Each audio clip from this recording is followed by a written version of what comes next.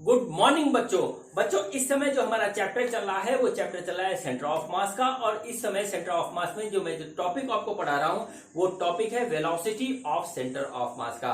आज मेरा velocity of centre of मास का दूसरा वीडियो है बच्चों। ये बहुत इंपॉर्टेंट वीडियो है, इसको जरूर पूरा एंड तक देखिएगा। बच्चों ये मेरी बेटी है वंशिका अग्रवाल और इन्होंने मेरे को ये चैनल बना करके दिया है जिसका नाम इन्होंने रखा है मेरे पिताश्री की पाठशाला। और इस पाठशाला में मैं इस समय आपको पढ़ा रहा हूँ फिजिक्स। तो चलिए बच्चों टॉपिक स्टार्ट करते हैं। तो आज मेरे YouTube चैनल मेरे पिताश्री की पाठशाला पे मेरे पापा आपको पढ़ाएंगे वेलोसिटी ऑफ सेंटर ऑफ मास। तो अब मैं पीछे आती हूँ, मेरे पापा आपको पढ़ाएंगे। तो चलिए बच्चों टॉपिक स्टार्ट करते हैं और आज का मेरा टॉपिक है वेलोसिटी ऑफ सेंटर ऑफ मास का। बच्चों ये मेरा दूसरा वीडियो है वेलोसिटी ऑफ सेंटर ऑफ मास का। जिस किसी ने भी पहला वीडियो ना देखा हो तो पहले वो पहला वाला वीडियो देख ले, तभी उसके बाद ये दूसरा वीडियो देखे, क्योंकि तभी आपको बात ज्यादा क्लियर होगी। और ये वाला वीडियो इसमें जो बात मैं बताने जा रहा हूं यही वो टॉपिक है जिसमें सबसे ज्यादा बच्चे कंफ्यूज रहते हैं और उनको सवाल करने में आती है प्रॉब्लम। बच्चों जो आज मैं बताने जा रहा हूं आपको उससे जिस कंसेप्ट के सवाल आते हैं, जिस तरीके के सवाल आते हैं वो कैसे होते हैं वो देखिए कुछ इस तरीके से सवाल आते हैं कि जैसे कि ये एक हमारा प्लेटफॉर्म है, इस तरीके से ये देखिए एक प्लेटफॉर्म है और ये एक सरफेस के ऊपर इस तरीके से रखा हुआ है जहां पे फ्रिक्शन नहीं है और एक सज्जन है वो यहाँ पे इस तरीके से खड़े हैं और अचानक वो इधर से इधर आने लगते हैं तो ये प्लेटफॉर्म पीछे जाने लगता है। तो ये हमसे पूछा जाता है कि जब ये यहां से यहां आ जाएंगे तो ये प्लेटफॉर्म कितना पीछे चला जाएगा। ठीक है, ये एक पहला क्वेश्चन होता है इसी कंसेप्ट पे जो मैं अभी आपको थोड़ी देर में बताऊंगा। दूसरा एक क्वेश्चन इस तरीके से भी होता है कि एक हमारे पास बैलून है, ठीक, एक बैलून है जो कि एयर में फ्लोट कर रहा है और इसके नीचे एक ऐसे रस्सी बनी हुई है और इस रस्सी पर जो है हमारा जो है सपोज करिए कि एक जो है सोल्जर इंडियन आर्मी का वो ऊपर की ओर इस तरीके से चढ़ रहा है। ठीक है, एक हमारा सोल्जर जो है वो इस तरीके से इसके ऊपर चढ़ रहा है। तो जो है क्या होता है कि जो है जब ये ऊपर चढ़ता है तो बैलून नीचे आता है। तो ये क्वेश्चन ये होता है कि जब ये पूरा ऊपर चढ़ जाएगा तो बैलून हमारा कितना नीचे आएगा। ठीक है, इसमें एक क्वेश्चन और इस तरीके से आता है, सपोज करिए कि ये हमारे पास एक नाव है, ठीक है, ये एक हमारे पास नाव है और ये नाव एक हमारी नदी में है और नदी बिल्कुल रुकी हुई है, कहीं से फ्लोट नहीं कर रही है, कहीं पे इस तरीके की कंडीशन है। और एक सज्जन है जो इस नाव के अंदर बैठे हुए हैं, वो जो है किसी भी कारण से इस एंड से इस एंड की ओर आते हैं तो नाव पीछे की ओर आती है। तो ये पूछा जाता है कि जब ये सज्जन यहां से यहां आ जाएंगे तो हमारी नाव कितनी पीछे आएगी। ठीक है, ये हमारा जो है क्वेश्चन होता है, जो कंसेप्ट आज मैं अभी आपको बताऊंगा। दूसरी चीज ये है कि एक क्वेश्चन ये आता है इस तरीके से कि एक हमारा ये जो है ट्रायंगुलर वेज है, ठीक है, इस तरीके से वेज है और इसके ऊपर क्या है कि एक हमारा मास रखा हुआ है m और इसका मास है कैपिटल M। तो क्या होता है कि ये ग्रेविटेशन के कारण ये नीचे आता है। तो ये पूछा जाता है कि अगर ये वाला जो है मास हमारा इस तरीके से नीचे आया, जब यहां पे पहुंचेगा तो ये वेज पीछे भागेगा और तो जब ये नीचे आता है तो ये वेज कितना पीछे होता है। और पूरा का पूरा सिस्टम जो है वो हमारा स्मूथ सरफेस पे रखा हुआ है, यानी कि जहां पर ये रखा हुआ है वहां पर हमारा फ्रिक्शन नहीं है, ये बात कही जाती है। बच्चों कॉन्सेप्ट जब तक इसका आपको समझ में नहीं आएगा ये सवाल आपको परेशान करेंगे और मोस्ट ऑफ द स्टूडेंट जो है वो इसी चीज में परेशान रहते हैं। तो चलिए बच्चों मैं आपको सबसे पहले बताता हूं कंसेप्ट सेंटर ऑफ मास निकालना।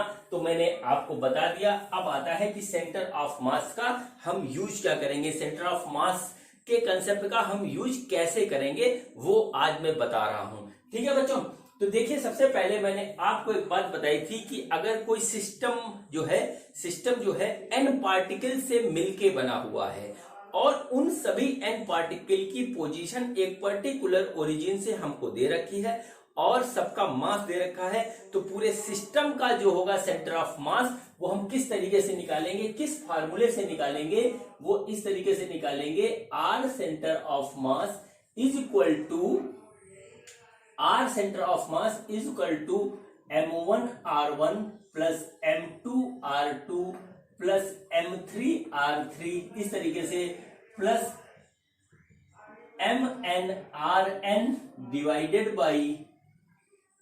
By m1 plus m2 plus m3, ये हो गया इस तरीके से mn। ये होगा हमारा पोजीशन ऑफ सेंटर ऑफ मास जब हमारा कोई सिस्टम जो बना हुआ है n पार्टिकल से मिलकर के बना हुआ है और हर एक पार्टिकल का हमको मास और जो है पोजीशन दी हुई है एक पर्टिकुलर ओरिजिन से। अब देखिए क्या होता है कि ये पूरा का पूरा मास जो है वो चलने लगता है, मूविंग कंडीशन में आता है, चाहे किसी भी तरीके से मूविंग कंडीशन में आए। तो क्या होता है कि टाइम के साथ उसकी पोजीशन बदल रही है, ठीक है। तो टाइम के साथ पोजीशन बदल रही है तो इसको क्या करते हैं, इसकी पोजीशन जब टाइम के साथ बदल रही है तो इसका मतलब हुआ कि जो है टाइम के साथ इसकी कुछ वेलोसिटी आ गई इसके अंदर। तो इस पूरे इक्वेशन को हम क्या करते हैं कि टाइम के रेस्पेक्ट में डिफरेंशिएट कर देते हैं। तो देखिए हमारे पास क्या आ जाएगा, हमारे पास आ जाएगा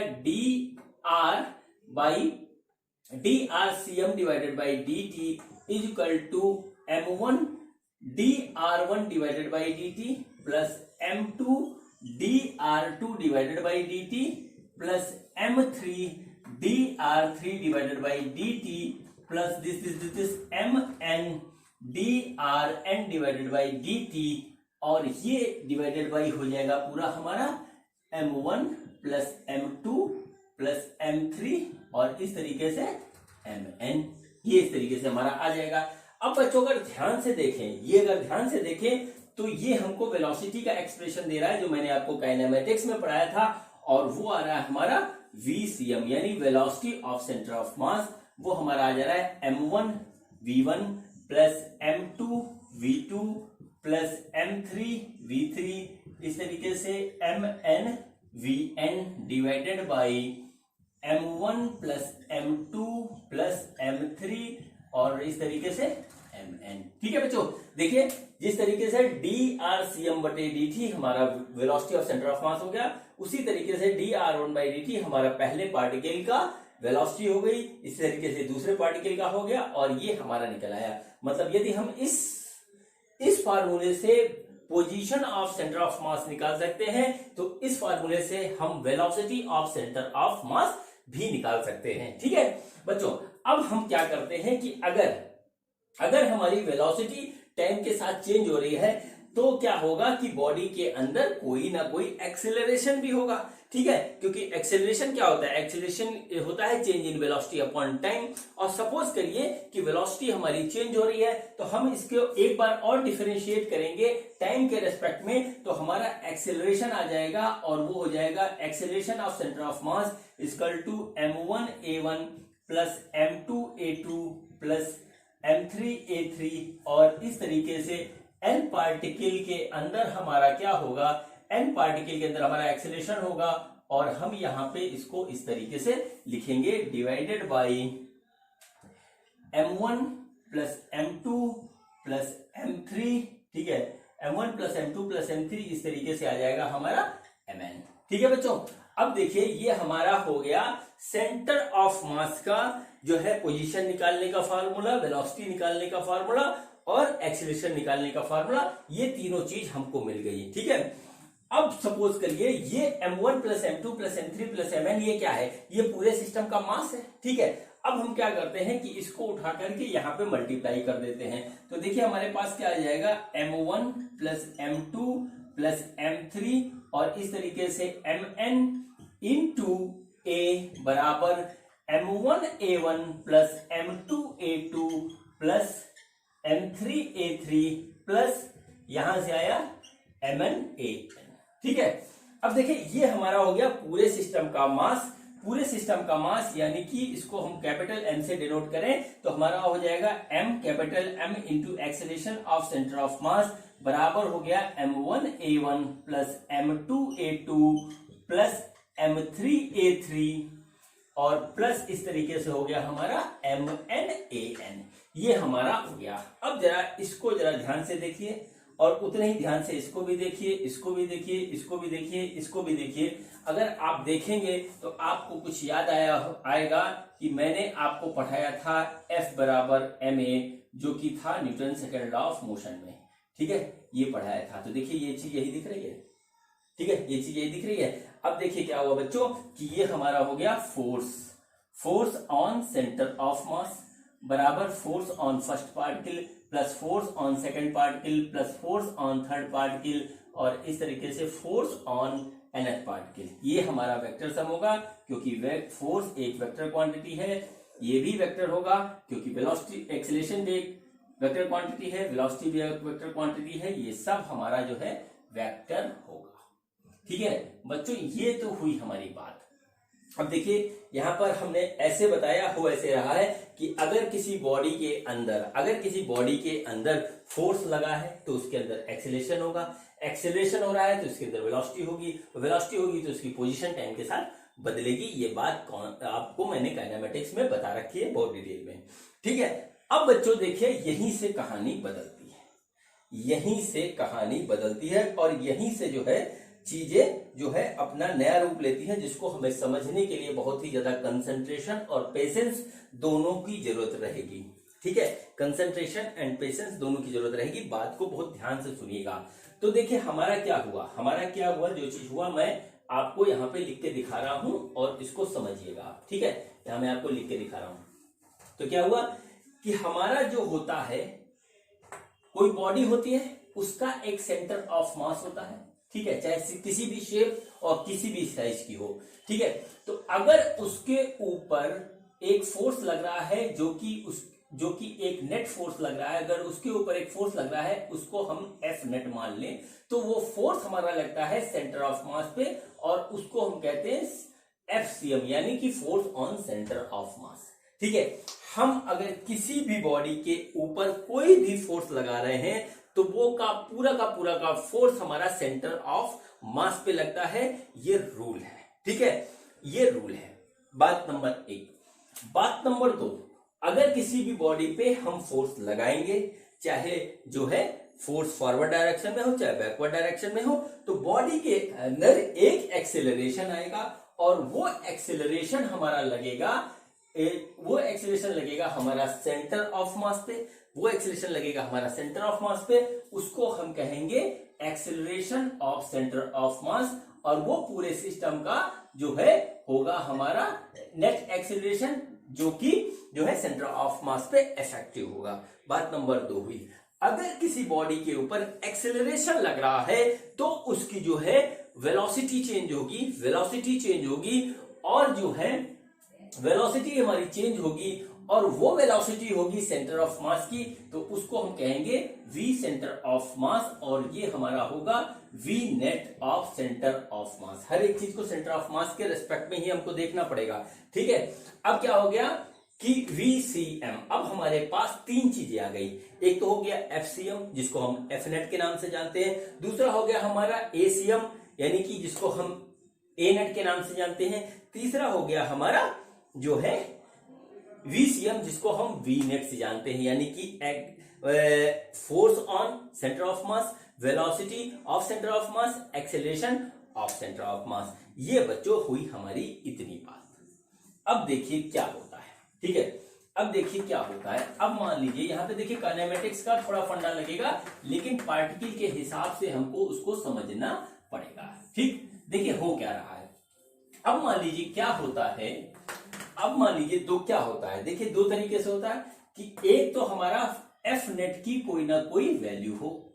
ठीक है, एफ नेट हमारा जो है कुछ हो, और दूसरा होता है कि हमारा एफ नेट 0 हो, और इसी कंडीशन को हमको पढ़ना है। ठीक है, हमको इसी कंडीशन को पढ़ना है कि हमारा जो है एफ नेट 0 है, मतलब किसी सिस्टम के ऊपर फोर्स हमारा जो है वो 0 लग रहा है। ठीक है, अब देखिए मैंने जो आपको अभी जो फार्मूला निकाल के दिखाया है वो ये दिखाया है कि F centre of mass is equal to F1 plus F2 plus F3, और इस तरीके से प्लस हमारा हो गया Fn। ये हमारा इस तरीके से आ गया, ये हो गया हमारा एफ नेट। अब देखिए हो क्या रहा है कि हमारा सपोज करिए कि हमारा जो है एफ नेट 0 है, यानी सेंटर ऑफ मास की जो है, सेंटर ऑफ मास पे जो हमारा फोर्स लग रहा है वो कितना है, 0 है। ठीक है, तो इसका मतलब बच्चों क्या ये होता है कि F1, F2, F3, Fn सब 0 होगा?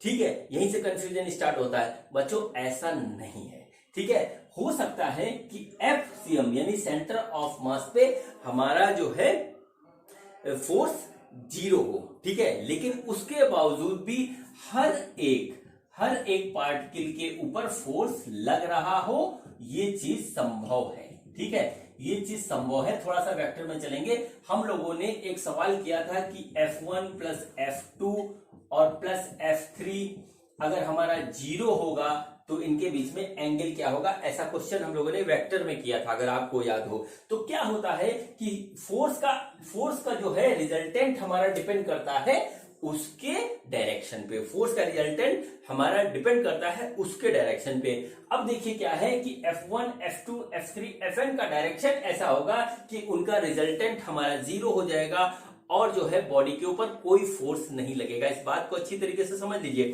कि अगर बॉडी के सेंटर ऑफ मास की ऊपर कोई फोर्स नहीं लग रहा है तो इसका मतलब ये बिल्कुल नहीं होता कि बॉडी के इंडिविजुअल पार्टिकल के ऊपर कोई फोर्स नहीं लग रहा है। हो सकता है कि फोर्स लग रहा हो सकता है कि फोर्स ना लग रहा हो। ठीक है, उस कंडीशन में क्या होता है कि फोर्स ऐसे लग रहे होंगे कि सब फोर्स एक दूसरे को कैंसिल कर दे रहे होंगे और उसका रिजल्टेंट हमको 0 मिल रहा होगा, तो सेंटर ऑफ मास के ऊपर हमारा फोर्स 0 हो जाएगा। मैं एक एग्जांपल आपको देके दिखाता हूं। सपोज करिए कि ये हमारा पास एक है, इस तरीके से बंद चैम्बर है और इसके अंदर भरी हुई है गैस।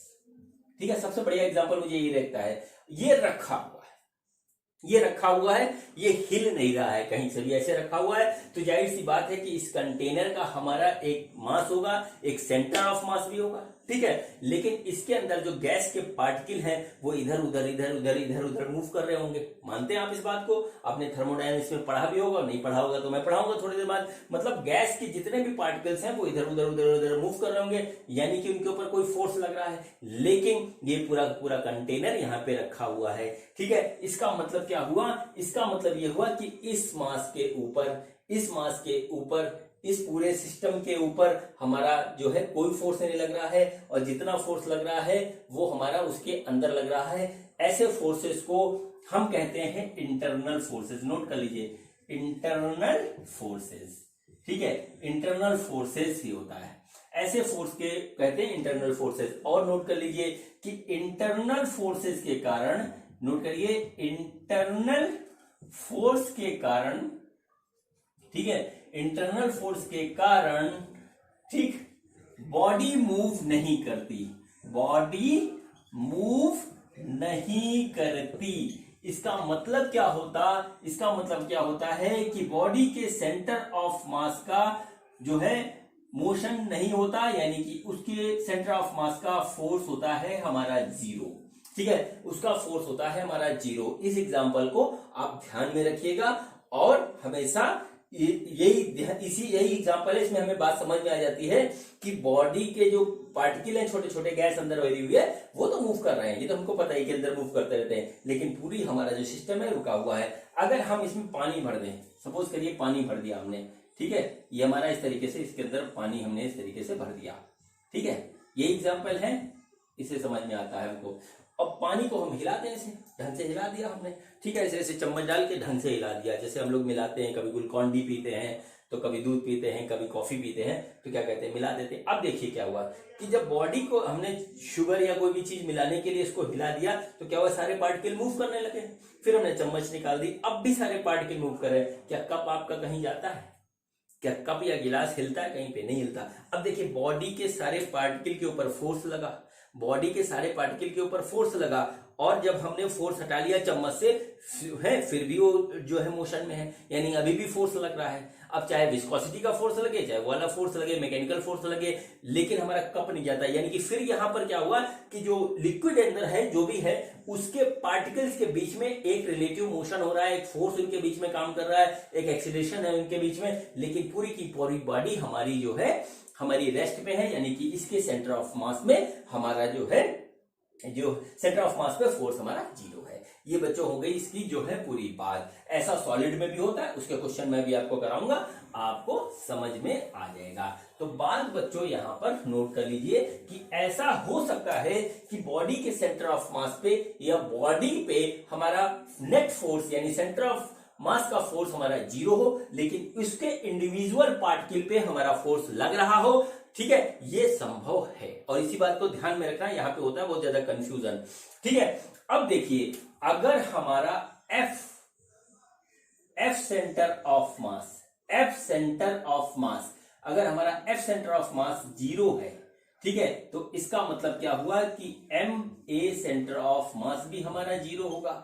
ठीक है, इसका मतलब क्या होगा कि acceleration of centre of mass भी हमारा 0 होगा। ठीक है, सेंटर ऑफ मास का अंदर कोई भी एक्सेलरेशन नहीं होगा। इस बात को आप नोट कर लीजिए कि अगर हमारा जो है फोर्स ऑन सेंटर ऑफ मास 0 है, ठीक है, और उस कंडीशन में क्या होगा कि हमारा acceleration of centre of mass भी 0 होगा।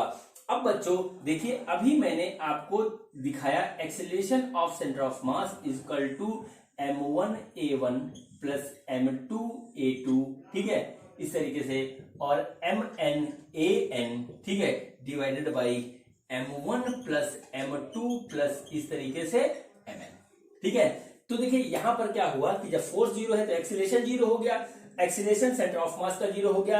अब कहानी वहीं पर फिर आती है कि अगर किसी सिस्टम का सेंटर ऑफ मास का एक्सेलरेशन 0 है तो क्या उसके इंडिविजुअल पार्टिकल का एक्सेलरेशन भी 0 होगा? मतलब कि क्या हुआ कि यहाँ पे A1 A2 इस तरीके से AN हमारा 0 होगा। बच्चों ऐसा हो भी सकता है, नहीं हो सकता है कि 0 हो, लेकिन इसका ये मतलब बिल्कुल नहीं होता कि अगर हमारा ACM 0 है तो हमारा A1 A2 AN भी 0 होगा। हो सकता है कि अलग अलग पार्टिकल अलग अलग एक्सेलरेशन से इधर उधर मूव कर रहे हो और उनका रिजल्टेंट हमको 0 मिल रहा हो। जैसी बात इसमें थी वही बात इसमें है, इस बात को ध्यान आपको रखना पड़ेगा। ठीक है, अब देखिए इसके बाद आता है वेलोसिटी, तो इस चीज को नोट कर लीजिए। इसके बाद आती है हमारी वेलोसिटी। ठीक है, अब देखिए यहां से जो है बड़ा ध्यान से बात को सुनिएगा।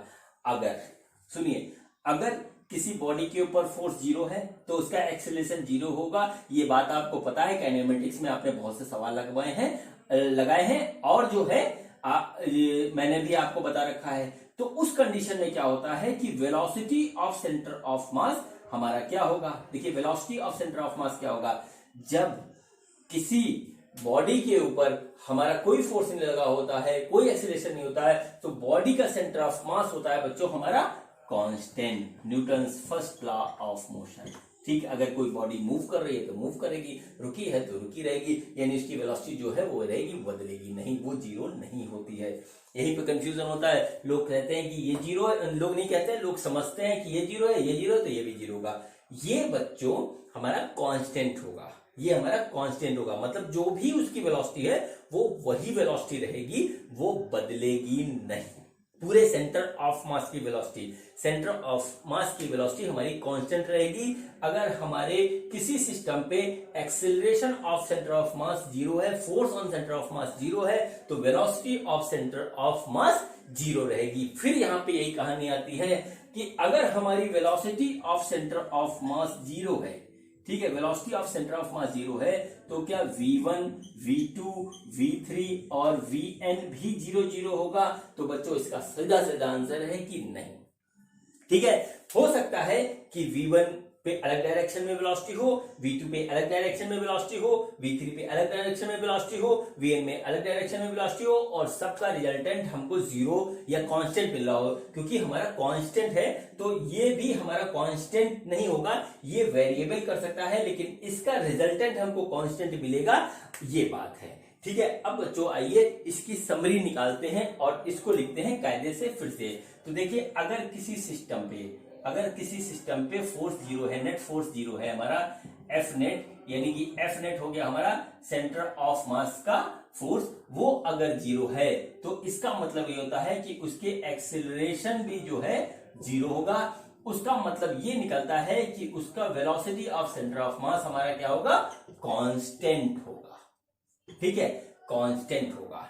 ठीक, कांस्टेंट होगा, जो है वही रहेगा, जो है वही रहेगा। इस बात को नोट करिए। अब जो मैं बात बताने जा रहा हूं वहां से कंफ्यूजन स्टार्ट होता है। कांस्टेंट का मतलब ये नहीं होता है कि कोई जो है वो कभी जीरो नहीं हो सकता। कांस्टेंट का मतलब नहीं जीरो हो सकता। कांस्टेंट का मतलब होता है कि अगर बॉडी मूव कर रही है, अगर बॉडी मूव कर रही है, ठीक है, मूव कर रही है तो मूव करती रहेगी। और अगर बॉडी हमारी रुकी हुई है, अगर बॉडी रुकी हुई है तो क्या है, वो रुकी रहेगी, चाहे उसके इंडिविजुअल पार्टिकल हमारे जो है कैसा भी मोशन कर रहे हो। इस बात पे बड़ा ध्यान दीजिएगा, यहीं पे सारा कंफ्यूजन छिपा हुआ है। इस बात पे ध्यान दीजिएगा। मतलब क्या हुआ कि मान लीजिए किसी बॉडी का सेंटर ऑफ मास की वेलोसिटी हमारी कितनी थी, वो समझ लीजिए 4 मीटर पर सेकंड थी। ठीक है, 4 मीटर पर सेकंड थी और उसमें n पार्टिकल्स हैं, तो हो सकता है कि उनके इंडिविजुअल पार्टिकल की वेलोसिटी अलग अलग हो और वो वेरी भी कर रही हो, लेकिन उसके सेंटर ऑफ मास की वेलोसिटी 4 मीटर पर सेकंड रहेगी। लेकिन इन केस अगर वेलोसिटी ऑफ सेंटर ऑफ मास 0 है, ठीक है, अगर वेलोसिटी ऑफ सेंटर ऑफ मास 0 है तो वो 0 ही रहेगा। देखिए कांस्टेंट में कुछ भी हो सकता है, 0 भी हो सकता है, कोई वैल्यू भी हो सकती है, हो सकता है नेगेटिव डायरेक्शन में आ रहा हो, वेलोसिटी हमारी नेगेटिव हो, तो हमारा कांस्टेंट में कुछ भी हो सकता है। अगर कांस्टेंट 0 है तो 0 रहेगा, पॉजिटिव है तो पॉजिटिव रहेगा, नेगेटिव है तो नेगेटिव रहेगा। इसका मतलब है कि कांस्टेंट में कुछ भी हो सकता है। इसको आप इस तरीके से मत समझिएगा कि कोई ना कोई वैल्यू होगी। मतलब क्या हुआ कि जो इसकी वेलोसिटी इनिशियली थी वही आगे भी रहेगी, वो नहीं बदलेगी। इस बात को आप बिल्कुल ध्यानपूर्वक नोट कर लीजिए। ठीक है, इसी का यूज होगा, सबसे ज्यादा इसी का यूज होगा हमारा। ठीक है, वेलोसिटी कांस्टेंट यानी कि हमारा क्या क्या निकला। देखिए पूरी बात मैंने आपको बता दी। अगर किसी बॉडी के ऊपर फोर्स हमारा 0 है तो एक्सेलरेशन भी 0 होगा। एक्सेलरेशन 0 होगा, इसका मतलब क्या होगा कि velocity of centre of mass हमारा 0 होगा। ठीक है, velocity of centre of mass हमारा velocity of centre of mass हमारा कांस्टेंट होगा। फिर से देखिए, अगर सेंटर ऑफ मास पे फोर्स 0 है तो एक्सेलरेशन 0 होगा। एक्सेलरेशन 0 का मतलब होता है कि उसकी वेलोसिटी नहीं बदलेगी। जब उसकी वेलोसिटी नहीं बदलेगी तो उसका सीधा सीधा मतलब होता है कि उसका velocity of centre of mass constant रहेगा। ठीक है, अब मान लीजिए इनिशियली बॉडी मूव कर रही है तो वो मूव करती रहेगी, और यदि इनिशियली बॉडी हमारी रेस्ट में है तो फिर वो हमारी रेस्ट में ही रहेगी। ठीक है, अगर सिस्टम हमारा n पार्टिकल से मिलकर के बना हुआ है, n पार्टिकल से मिलकर के बना हुआ है, तो हो सकता है कि उसके इंडिविजुअल पार्टिकल के ऊपर कोई फोर्स लग रहा हो लेकिन उसका रिजल्टेंट हमको 0 मिलेगा। हो सकता है कि उसके इंडिविजुअल पार्टिकल के अंदर कोई ना कोई एक्सेलरेशन हो लेकिन उसका रिजल्टेंट एक्सेलरेशन जो कि सेंटर ऑफ मास का एक्सेलरेशन होगा वो हमको 0 मिलेगा।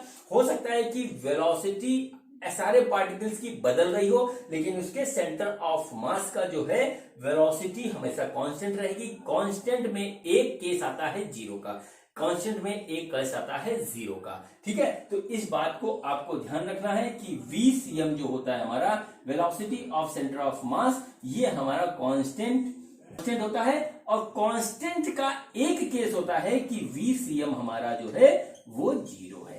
क्या है, कांस्टेंट का एक केस होता है कि हमारा VCM 0 है। ठीक है, आपको अब तक मेरी बात समझ में आ गई होगी अगर आपने पूरी बात को ध्यान से सुना होगा और एनालिसिस की होगी और काइनेमेटिक्स आपका बिल्कुल क्लियर होगा, तब आपको ये बात बहुत अच्छी तरीके से समझ में आ गई होगी।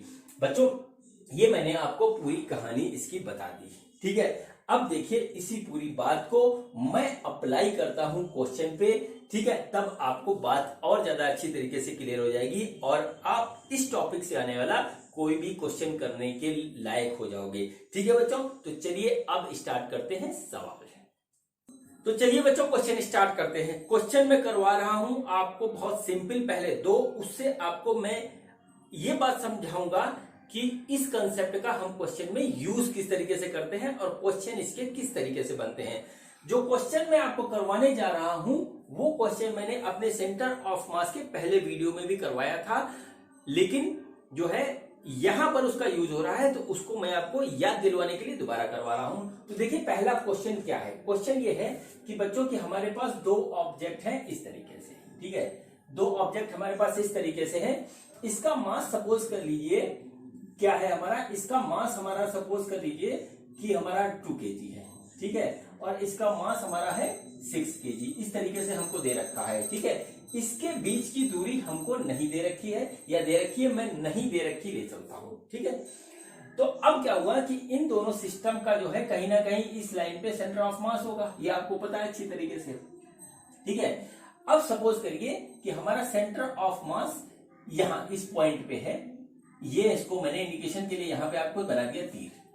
अब हमसे क्या कहा जा रहा है, हमसे जो बात कही जा रही है कि अगर हम इस वाले मास को इधर ले जाएं, ठीक है, इस वाले मास को हम इधर ले जाएं, कितना ले जाएं, सपोज करिए हम 6 मीटर इस डायरेक्शन में ले जाते हैं। कौन सा डायरेक्शन है, इस डायरेक्शन में 6 मीटर हम इसको इधर ले जाते हैं, तो हम इस मास को कितना इस पोजीशन से शिफ्ट करें, ठीक है, कितना इस पोजीशन से शिफ्ट करें कि जो है हमारा सेंटर ऑफ मास इसी पोजीशन पे रहे, इसी पॉइंट पे रहे जहां ये एरो बना हुआ है।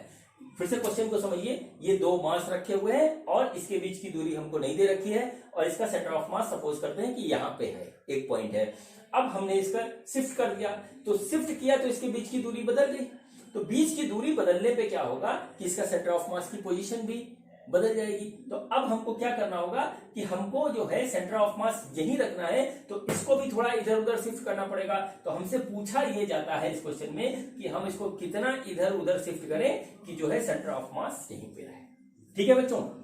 अब देखिए इसको करने का एक तरीका जो किताबों में दिया हुआ है वो, और जो अधिकतर लोग बताते भी हैं वो ये है, M1R1 बराबर M2R2, ठीक है, M1R1 बराबर M2R2, ये फॉर्मूला सही है, ठीक है। इससे आंसर भी आ जाएगा इसका। देखिए किस तरीके से इसमें करते हैं, वो देखिए M1 हो गया 2, और इसको हमने इधर किया 6 मीटर, तो 6 मीटर इधर किया, तो हम इसको इस तरीके से लिख सकते हैं 6 बराबर क्या हुआ M2 हमने लिख दिया यहाँ पर 6 kg, R2 हमारा निकल आएगा जो कि हो जाएगा R2 आ गया 2 मीटर, ठीक है बच्चों। इससे आंसर तो सही आता है, लेकिन इसमें कमी है। कमी क्या है कि एक तो इससे डायरेक्शन का आइडिया नहीं लगता कि किस डायरेक्शन में हम इधर उधर करें, बात number 1।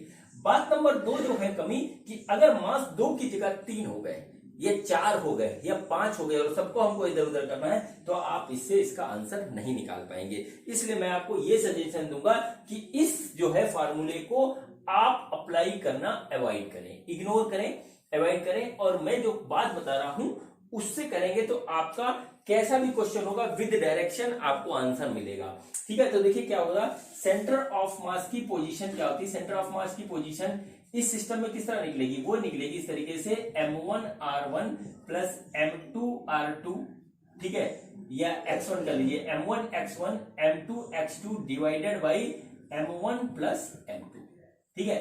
XCM is equal to M1X1 plus M2X2 divided by M1 plus M2। अब बच्चों क्या हो रहा है, यदि हम इस पूरे फार्मूले को डिफरेंशिएट कर दें, ठीक है, पार्शियली डिफरेंशिएट कर दें, तो इस तरीके से हो जाएगा ये M1dx1 plus M2dx2 divided by M1 plus M2। देखिए इस तरीके की चीज हमारे सामने आ जाएगी। अब बच्चों क्या हो रहा है कि change in centre of mass बराबर mass of first particle into change in the position of first particle plus mass of second particle plus change in the position of second particle, ये हमारा आ रहा है, ठीक है। अब क्या हुआ कि अगर हमें ये चेंज जो है पता हो या दिया हो या निकालना हो, ठीक है, तो हम इसका चेंज पता कर सकते हैं, निकाल सकते हैं, या जैसा भी क्वेश्चन में लिखा होगा तो वो होगा। अब देखिए क्वेश्चन क्या था, पहला वाला क्वेश्चन ये था हमारा कि इसकी पोजीशन को हमने यहां रख दिया, तो इसकी पोजीशन को हम इधर ले जाएं या इधर ले जाएं ये हमको नहीं पता, ठीक है। और M1R1 से ये पता नहीं लगता कि हम इधर ले जाएं कि इधर ले जाएं। तो देखिए आप सबसे पहले क्या काम करेंगे कि इस डायरेक्शन को आप ले लें पॉजिटिव, और इस डायरेक्शन को आप ले लें निगेटिव। सबसे पहला काम ये करेंगे, जो भी चीज हमारी इधर भाग रही है वो पॉजिटिव निगेटिव हो गई, जो उधर जा रही है पॉजिटिव हो गई।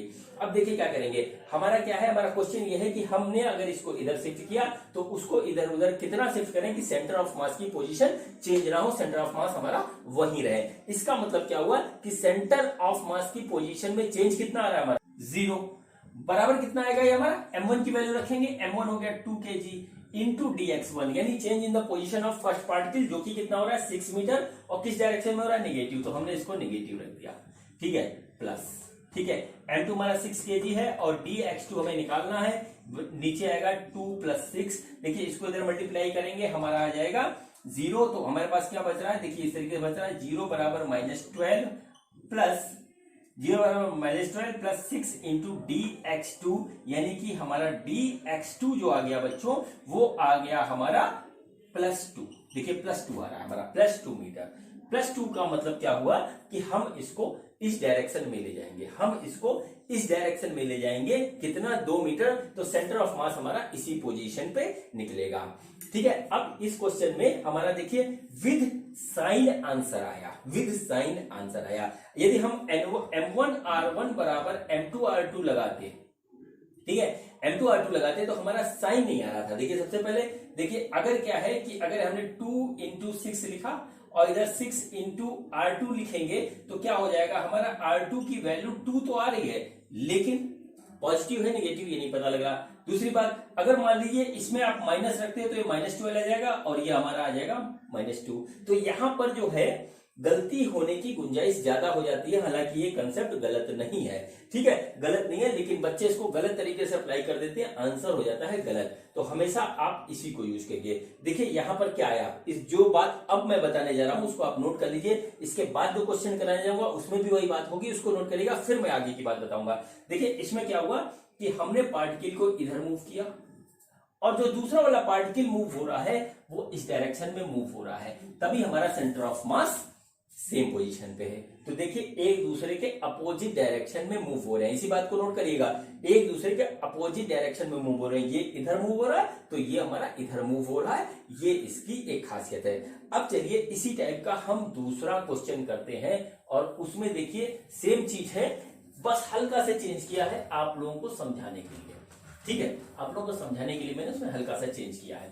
क्वेश्चन क्या है, क्वेश्चन देखिए ये है कि हमारा एक मास है इस तरीके से, दूसरा मास इस तरीके से है, इसका वेट 4 kg है, इसका वेट नहीं, इसका मास 4 kg है, इसका मास 8 kg है, ठीक है। इसका सेंटर ऑफ मास कहीं यहाँ पे लाई करता है, इसके बीच में, इसके बीच में इस तरीके से लाई करता है। अब हम क्या करते हैं, हमको नहीं पता है कि इसके बीच की डिस्टेंस कितनी, हमको नहीं पता, ठीक है। अब हम क्या करते हैं कि इस वाले मास को थोड़ा सा इधर बढ़ाते हैं, ठीक है, थोड़ा सा इधर बढ़ाते हैं और हमारा सपोज करिए हम कितना इधर बढ़ाते हैं, 8 मीटर इधर बढ़ा देते हैं इसको, ठीक है, 8 मीटर हम इसको इधर बढ़ा देते हैं। तो ये वाला मास हम कितना इधर या उधर मूव करें कि सेंटर ऑफ मास हमारा इसी पोजीशन पे रहे।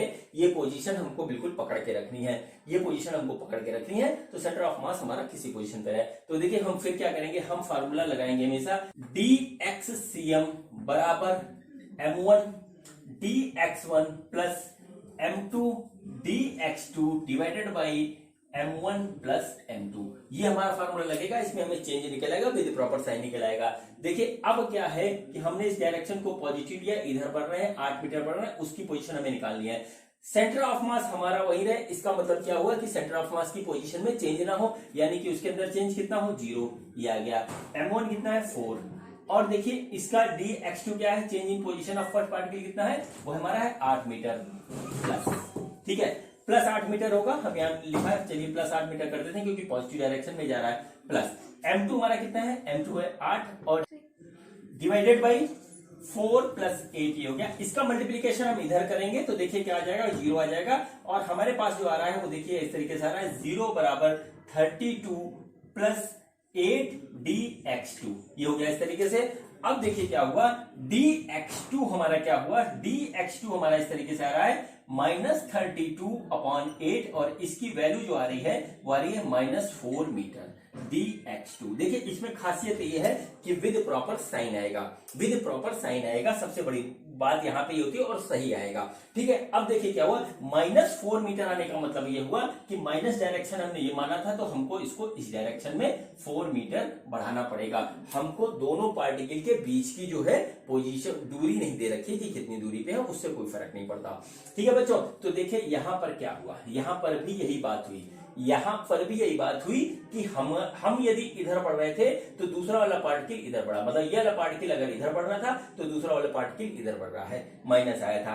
पहले वाला क्वेश्चन जो मैंने अभी आपको करवाया था बच्चों, उसमें क्या चीज था, पहले वाला जो क्वेश्चन मैंने आपको करवाया था उसमें क्या चीज था कि हम बढ़े थे इस डायरेक्शन में, तो दूसरा पार्टिकल हमारा बढ़ा था इस डायरेक्शन में, अगर सेंटर ऑफ मास वहीं रखना है तो।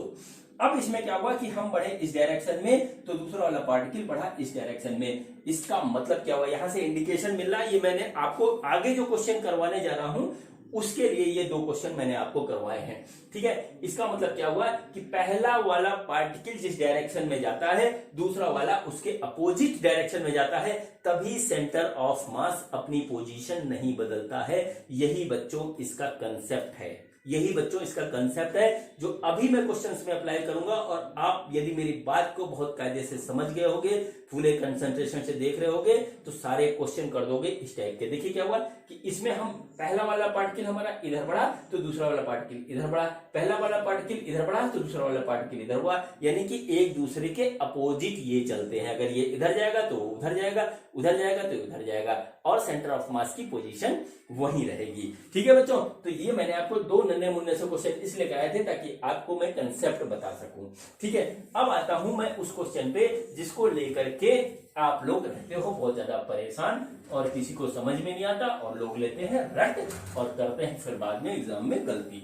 अगर मेरी बात आपको समझ में आ गई तो अब आपसे गलतियां होना हो जाएगी बंद। और क्वेश्चन नंबर फर्स्ट क्या है, वो ये है कि ये एक हमारा इस तरीके से प्लेटफॉर्म है, ठीक है। ये प्लेटफॉर्म एक फ्रिक्शनलेस सरफेस के ऊपर रखा हुआ है, ये हमारा सरफेस है और इसके ऊपर हमारा कोई भी फ्रिक्शन नहीं इन दोनों के बीच में।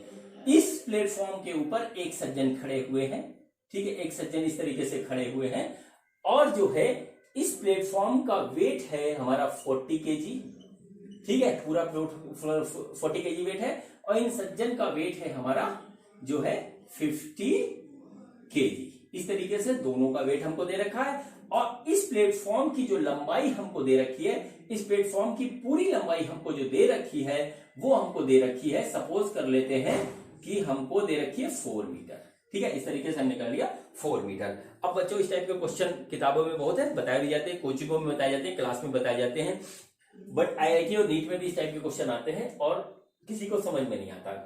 अब देखिए क्या हुआ कि ये सज्जन अचानक जो है इधर की ओर चलने लगते हैं, तो ये पूछा जाता है कि ये इधर कितना जाएगा। ये पहला क्वेश्चन होता है अगर सेंटर ऑफ मास दोनों सिस्टम का नहीं डिस्टर्ब हो रहा है। इसका मतलब क्या होगा, देखिए ये एक पार्टिकल हो गया, ये दूसरा पार्टिकल हो गया, मतलब इसका जो मास होगा उसको हम एक पार्टिकल मान लेंगे और इसका जो पूरा मास होगा इसको दूसरा पार्टिकल मान लेंगे।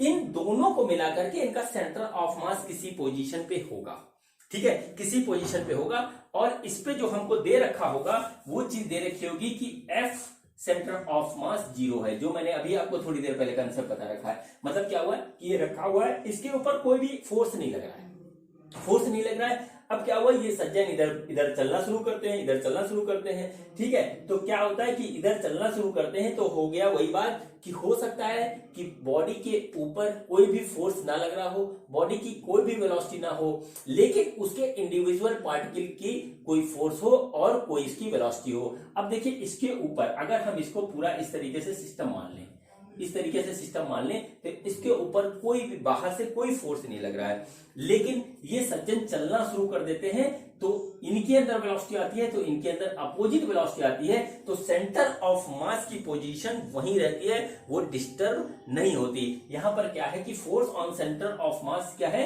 हमारा 0 है, ठीक है, यानी कि acceleration of centre of mass हमारा 0 है। अब इनिशियली वेलोसिटी हमारी जो है वो थी 0, ठीक है। तो जब हमारा फोर्स हमारा 0 है, एक्सीलरेशन ऑफ सेंटर ऑफ मास 0 है, तो वेलोसिटी हमारी क्या रहेगी, वेलोसिटी रहेगी हमारी कांस्टेंट। कांस्टेंट का मतलब जो थी वही रहेगी। अब यहाँ पे वेलोसिटी हमारी सेंटर ऑफ मास की इनिशियली 0 है, इसलिए फाइनल भी 0 रहेगी। यानी कि क्या हुआ कि पोजीशन जो हमारी सेंटर ऑफ मास की थी वो जो जिस पोजीशन पे थी वो वही रहेगी, मतलब position of centre of mass हमारा चेंज नहीं होगा। जो मैंने कंसेप्ट अभी आपको बताया था वो यहाँ पे अप्लाई हो रहा है। अब देखिए कंसेप्ट बताने के बाद मैंने आपको करवाया क्वेश्चन क्या करवाया था कि एक पार्टिकल इधर मूव कर रहा है तो दूसरा उसके अपोजिट मूव कर रहा है। अब ये उसी कंसेप्ट को इसी पे अप्लाई करिए। ये सज्जन अगर इधर जाते हैं तो प्लेटफॉर्म इधर आएगा। उसी कंसेप्ट से अगर ये सज्जन इधर आते हैं तो प्लेटफॉर्म इधर आएगा। अब देखिए हम कहां से देखेंगे, हम देखेंगे इसको ग्राउंड से, हम इसको ग्राउंड से देखेंगे, हम इसको ग्राउंड से देखेंगे, ग्राउंड से देखेंगे, सेंटर ऑफ मास को हम देखेंगे और इन सज्जन को भी देख रहे हैं, इस प्लेटफॉर्म को भी देख रहे हैं। तो देखिए ये सज्जन ऐसे ऐसे आएंगे तो प्लेटफॉर्म हमारा पीछे पीछे आ जाएगा। अभी मैंने आपको कंसेप्ट इसके इस डायरेक्शन में आएगा, ये इस डायरेक्शन में जाएंगे तो इस डायरेक्शन में आएंगे। हम इसको अगर यहां से देख रहे हैं तो देख रहे हैं कि सज्जन ये हमारे यहां से यहां तक आए 4 मीटर, लेकिन ये पीछे भी चले गए, पीछे भी चले गए। जितना ये प्लेटफॉर्म पीछे आएगा उतना ये सज्जन पीछे चले जाएंगे। ठीक है, तो हमको यहां से बाहर क्या दिखेगा, ये इधर भी आए और इधर भी आए, तो ये डिस्टेंस माइनस जितना ये पीछे जाएगा वो डिस्टेंस हमको दिखाई देगा। ठीक है बच्चों, तो अब देखिए क्या होगा। अब देखिए अगर हम यहाँ पे फार्मूला लगाएं वही x dxcm is equal to dxcm is equal to m1 dx1 plus m2 dx2 divided by m1 plus m2। ठीक है, अगर इस तरीके से लगाएं तो देखिए सेंटर ऑफ मास की पोजीशन हमारी नहीं चेंज हो रही, हो गया 0। इनकी जो वजन है मतलब मास है वो है 50 kg। इनका डिस्प्लेसमेंट कितना हो रहा है अगर हम बाहर से देख रहे हैं तो, और यही यहाँ पे पेश है। सपोज ये देखिए ये 4 मीटर इधर जाएंगे, कंफर्म है हमको 4 मीटर ये इधर जाएंगे, ये पीछे आएगा बच्चों, ये पीछे आएगा। और सपोज करते हैं कि ये हमारा जो है कितना पीछे आ गया, ये हमारा पीछे आ गया x मीटर, यहां से इस पोजीशन से हमारा ये आ गया x मीटर। ठीक है, x मीटर ये पीछे आ गया इस तरीके से। ठीक है, और ये सज्जन जो है थोड़ी देर बाद यहां हमको नजर आने लगे। ठीक है, तो अगर इनकी पोजीशन देखी जाए, ये हमारा है x, ठीक है, ये इस पे चले 4, तो ये हमारा हो जाएगा 4 माइनस x। ठीक है, इस चीज को समझिएगा। ये देखिए 4 आगे चले, प्लेटफॉर्म जो है पीछे आ गया x, तो इनका डिस्प्लेसमेंट नेट डिस्प्लेसमेंट जो हम यहां से देखेंगे वो हमको दिखाई देगा 4 माइनस x। तो हम इसको यहां पे लिख देंगे 4 माइनस x। ठीक है, 4 माइनस x लिख देंगे और प्लस वेट ऑफ वेज हमारा कितना है 40। ठीक है, इनटू अब डायरेक्शन ये वाला हम पॉजिटिव लेते हैं, ये निगेटिव लेते हैं, तो ये हमारा हो जाएगा minus x divided by 50 plus 40, divided by 50 plus 40। और इस तरीके से जो हमारी इक्वेशन बनेगी वो बनेगी 54 minus x minus 40x equal to 0। ये हमारा इस तरीके से आ जाएगा। ठीक है, तो कुल मिलाकर के हमारा कितना आ रहा है 200 माइनस 50x माइनस 40x बराबर 0, यानी कि हो गया ये हमारा 200 माइनस 90x इक्वल टू 0 और x इक्वल टू इस तरीके से आ जाएगा हमारा 200 डिवाइडेड बाई 90 मीटर, यानी कि ये हमारा जो है इतना आएगा। अब इसकी वैल्यू जो भी निकले उससे कोई मतलब नहीं है। ठीक है, 2 पॉइंट समथिंग समथिंग आएगी, उससे हमको क्या करना है। ठीक है, ये हमारा कंसेप्ट था। ठीक है, देखिए हमने जो अभी आपको पूरा कंसेप्ट बताया वो मैंने इसको अप्लाई कर दिया। क्या है कि अगर कोई पार्टिकल इधर आता है तो दूसरा पार्टिकल उसको अपोजिट जाएगा, ये सज्जन इधर आ रहा है तो प्लेटफॉर्म उधर भागेगा। ठीक, ये हो गई पहली बात। और दूसरी बात है कि सेंटर ऑफ मास की पोजीशन हमारी बदल नहीं रही है, तो यहां पर ये हो गया। इस पूरे सिस्टम पे कोई भी बाहर से एक्सटर्नल फोर्स नहीं लग रहा है, इसलिए इसका सेंटर ऑफ मास वही रहेगा। बच्चों यही कंसेप्ट है, इसी को अप्लाई हम हर सवाल पे करेंगे। कभी नाव दे देता है, कभी बैलून दे देता है, कभी कुछ और दे देता है, बस यही काम करता है। तो हमको इसमें क्या देखना है कि FCM हमारा 0 है इस टाइप के सवाल में, यानी कि ACM हमारा 0 है, यानी कि VCM हमारा क्या हो जाएगा, वो हो जाएगा हमारा कांस्टेंट। VCM हो जाएगा हमारा कांस्टेंट। इसका मतलब क्या हुआ कि VCM कांस्टेंट का मतलब क्या हुआ कि जो है वो रहेगा।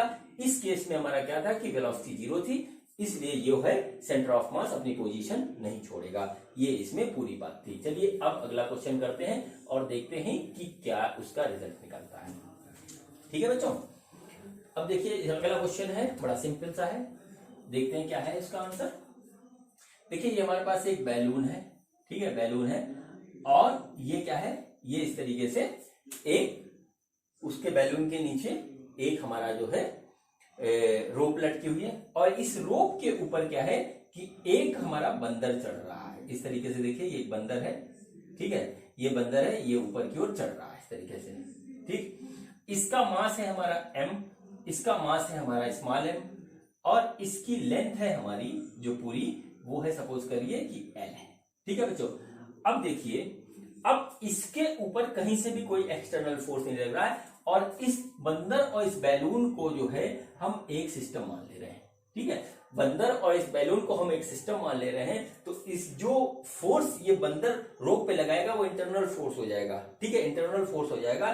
तो हमसे ये पूछा गया है कि जब बंदर यहां से यहां तक जाएगा, ऊपर तक जाएगा, तो बैलून कितना नीचे आ जाएगा। अब देखिए यहां पर भी कंसेप्ट है कि ये एक पार्टिकल हमारा इस डायरेक्शन में है तो दूसरा अपोजिट डायरेक्शन में आएगा। तो सपोज कर लेते हैं कि बैलून हमारा x जो है x मीटर हमारा नीचे आएगा। ठीक है, तो देखिए फिर हम इसमें यहीं पे कंसेप्ट लगाएंगे, फिर वही कंसेप्ट लगाएंगे, dxcm equal to m1 dx2 plus m1 dx1 और m2 dx2 divided by m1 plus m2। ये हमने देखिए लगाया। हमारा सेंटर ऑफ मास की पोजीशन चेंज नहीं हो रही है क्योंकि इसके ऊपर कोई भी एक्सटर्नल फोर्स नहीं है, तो ये हो गया हमारा 0। और m1 हम पहले मान लेते हैं कि हमारा जो है m1 सपोज करते हैं बैलून है, तो बैलून हमारा इस तरीके से m1 हो गया। और नीचे आने बैलून नीचे आ रहा है, नीचे के डायरेक्शन को हम निगेटिव लेते हैं, तो ये हो जाएगा हमारा -x प्लस ये हमारा कितना है, ये है स्मॉल m, इस तरीके से आ गया। अब देखिए बंदर कितनी लेंथ चल रहा है, l चल रहा है, तो l ये ऊपर गया, बैलून x नीचे आया, तो टोटल इसका डिस्प्लेसमेंट होगा l माइनस x। इसको हम इस तरीके से रख देते हैं और ये आ गया हमारा capital M plus small m। ठीक है, इस तरीके से आ गया। अब हम इसको करते हैं सॉल्व और देखते हैं क्या आता है। तो देखिए 0 इक्वल टू -mx प्लस ml माइनस mx, ये आ गया इस तरीके से। और इस तरीके से आ जाएगा, हम इसको फर्दर सॉल्व करेंगे तो आ जाएगा m प्लस m x बराबर ml, यानी कि x इक्वल टू हो जाएगा m upon m plus m into l। यानी कि जब हमारा जो है ये बंदर इस रूप पे l हेड पे जाएगा तो हमारा जो बैलून है वो इतना डिस्टेंस नीचे चला आएगा। ठीक है बच्चों, यहाँ पर ये है, इसमें कहीं पर भी कोई एक्सटर्नल फोर्स नहीं लग रही है। एक्सटर्नल फोर्स का मतलब है कि कोई मान लो इसको बैलून को ऊपर ले जा रहा होता, कोई बैलून को आगे ले जाता होगा, कोई पीछे ले जाता, कहीं ऐसा नहीं है। ये बैलून है, ये बंदर है, एक दूसरे को, इनके बीच में कोई भी एक्सटर्नल फोर्स हमारा नहीं है। तो ये हो गया बच्चों हमारा दूसरा क्वेश्चन। अब मैं आपको एक क्वेश्चन और करवाता हूँ, वो भी बहुत आता है यहाँ पर, और फिर उसके बाद मैं आपको दिखाऊंगा वेलोसिटी के क्वेश्चन। ठीक है, उसके बाद में वेलोसिटी के क्वेश्चन कराऊंगा। ये पोजीशन के क्वेश्चन हो रहे हैं। अब देखिए हमारा क्या है, एक वेज है। देखिए इस तरीके से एक वेज है, और ये क्वेश्चन थोड़ा सा अलग होता है, इसमें कंसेप्ट आता है। ये देखिए हमारा वेज है, ठीक, वेज है। अब इस वेज का मास समझ लीजिए हमारे पास कितना है, 10m है। ठीक है, और इसके ऊपर एक ब्लॉक रखा हुआ है इस तरीके से, इसके ऊपर एक ब्लॉक रखा हुआ है इस तरीके से, और इसका मास है m, और इसकी जो डिस्टेंस है, बेस है, वो हमारा 2.2 मीटर। ठीक है, 2.2 मीटर हमारा ये है। अब क्या होता है, ये ब्लॉक नीचे आता है, ये ब्लॉक नीचे आता है, तो बाहर सी बात है, ब्लॉक नीचे आ रहा है, मतलब कि क्या हुआ कि ब्लॉक इस डायरेक्शन में जा रहा है। अब यदि इसका सेंटर ऑफ मास हमारा यही रहना है, तो ये वेज पीछे की ओर जाना स्टार्ट कर देगा। यही मैं इतनी देर से आपको समझा रहा हूं है। अगर ये पूरा ब्लॉक हमारा एक फ्रिक्शन लेस सरफेस पे रखा हुआ है, तो हमसे ये पूछा गया है कि अगर ये ब्लॉक पूरी तरीके से नीचे आ जाता है, पूरी तरीके से नीचे आ जाता है, तो ये वाला जो है वेज कितना पीछे जाएगा, ये हमसे पूछा गया है। अब बच्चों यहाँ पे आता है, यहाँ पे आती कहानी, यहाँ पे कहानी ये आती है कि हमारा जो है एक्ससीएम हमारा चेंज नहीं हो रहा, मतलब जीरो चेंज है उसमें। ठीक है, जहां पे था वहां पे है। वो भी किस कंडीशन में होता है, जब हमारा फोर्स ऑन सेंटर ऑफ मास 0 हो। ठीक है, मतलब क्या हुआ कि कोई एक्सटर्नल फोर्स पूरे सिस्टम पे काम ना कर रहा हो। लेकिन बच्चों ये एक पहला केस ऐसा मिलता है, खूब सवाल होते हैं इसके ऊपर, जिसपे एक एक्सटर्नल फोर्स लगता है जिसके कारण वो नीचे आता है, वो है हमारा जी। ठीक है, यही इस क्वेश्चन में पेश है, जो कि हमारा आता है जी। जी हमारा नीचे की ओर लग रहा है, तभी ये ब्लॉक नीचे आ रहा है। इसमें जो है कोई भी जो है अपने आप ब्लॉक नहीं आ रहा है। एक्सटर्नल फोर्स कंजर्वेटिव फोर्स है, ये एक्सटर्नल फोर्स कंजर्वेटिव फोर्स है जी, उसके कारण ये नीचे आ रहा है। मतलब ग्रेविटेशनल फोर्स हमारा काम कर रहा है, यानी ब्लॉक पे कितना फोर्स लगेगा, mg लगेगा, जिसके कारण वो नीचे आएगा। ठीक है, अब देखिए यहां पर बात को समझने वाला है। देखिए फोर्स जो हमारा लग रहा है वो वर्टिकल डायरेक्शन में लग रहा है, ऊपर से नीचे के डायरेक्शन में हमारा फोर्स लग रहा है। बात को समझिएगा, यानी कि वर्टिकल डायरेक्शन में रखा है। हमसे क्या पूछा गया है, हमसे पूछा गया है कि यदि ब्लॉक ये इतना आ रहा है तो ये कितना पूछा जाएगा। देखिए यहाँ पर फोर्स जो लग रहा है वो वर्टिकल डायरेक्शन में लग रहा है और डिस्प्लेसमेंट उसकी वजह से जो हो रहा है हॉरिजॉन्टल एक्स डायरेक्शन में हो रहा है। वाई डायरेक्शन में फोर्स लग रहा है, एक्स डायरेक्शन में हमारा फोर्स नहीं लग रहा है। इसलिए यहां पर जो है एक्ससीएम हमारा नहीं बदलेगा, इसलिए एक्ससीएम हमारा नहीं बदलेगा। यहां पे ध्यान दीजिएगा, वाई सीएम हमारा बदलेगा, एक्ससीएम हमारा नहीं बदलेगा। तो हम जो है इस कहानी में, पूरी कहानी में जो है एक्स के डायरेक्शन में कैलकुलेशन करेंगे और फिर उसका आंसर निकालेंगे। तो देखिए बच्चों, एक्स के डायरेक्शन में ये ब्लॉक जब ये नीचे आ जाएगा तो कितना चलेगा, 2.2 मीटर ही हमारा ये ब्लॉक चलेगा। ठीक है, 2.2 मीटर ही चलेगा। तो हम फिर यहां पे लगाते हैं कि dxcm equal to m1 dx1 plus m2 dx2 divided by m1 plus m2। ये हो गया हमारा फॉर्मूला और इसको हम करेंगे अप्लाई। ठीक, अब देखिए हम क्या करते हैं, हम करते हैं कि ये सपोज करते हैं कि ये हमारा x पीछे आ गया। ठीक है, ये वेज हमारा कितना आ गया, x पीछे आ गया। अब हम इसको इस तरीके से लिखेंगे, x पीछे आ रहा हमारा इस डायरेक्शन में, नेगेटिव डायरेक्शन में। तो ये देखिए ये हो गया हमारा 0, m1। अगर हम ब्लॉक खोल ले तो ये हो गया m। ये ब्लॉक आगे आ रहा है यानी फॉरवर्ड डायरेक्शन में आ रहा है 2.2, वेज पीछे जा रहा है तो माइनस इसमें से कर देंगे 2.2 माइनस x प्लस वेज की वेट है, हमारी वेट का मास है हमारा 10m और ये किस डायरेक्शन में पीछे जा रहा है, अपोजिट डायरेक्शन में पीछे जा रहा है। कितना जा रहा है, x। तो क्या हो जाएगा, माइनस x। ठीक है, divided by 10m plus m, ये हो जाएगा। ठीक है, इसको इधर मल्टीप्लाई करेंगे 0 आ जाएगा और ये इस तरीके से आ जाएगा 2.2 into m minus mx plus 10m minus x बराबर 0। ठीक है, 10m minus x equal to 0। तो देखिए हमारे पास आ गया 2.2m minus 11m x equal to 0। ठीक है, m से m हमारा कट जाएगा और x जो आएगा हमारा वो आएगा 2.2 डिवाइडेड बाई 11 यानी कि 0.2 मीटर। ठीक है, इसका मतलब क्या हुआ कि जब ये ब्लॉक नीचे पूरी तरीके से आ जाएगा तो ये हमारा वेज जो है वो 0.2 मीटर पीछे खिसकेगा। मैं आपको बता चुका हूं कि जब हमारी कोई भी बॉडी जो है वो जो है इधर से इधर आती है, मतलब एक बॉडी अगर इधर आती है तो दूसरी उसके अपोजिट डायरेक्शन में जाएगी, इसीलिए ब्लॉक पीछे की ओर भाग रहा है।